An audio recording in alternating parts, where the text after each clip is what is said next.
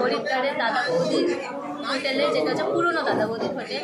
এখানকার খাবারের থালি খেয়ে আমি রিভিউ আজকে, আমি অনেস্ট রিভিউ দিই, এদের মতন এরকম রিভিউ দিই না। তোমার আসবে না, আমি অনেস্ট রিভিউ দিই, আর আজকেও আমি দেবো অনেস্ট রিভিউ কীরকম কী মনে হচ্ছে ভালো হবে। আর প্রাইসটাও যা শুনলাম খুবই কম, রিজনেবল প্রাইস। তোমরা যদি কখনো হরিদ্বারে যাও, আমি বলবো তোমাদেরকে এই দাদা বৌদির রেস্টুরেন্ট থেকে অবশ্যই ট্রাই করে। এটা কিন্তু পুরনো দাদা বৌদির রেস্টুরেন্ট।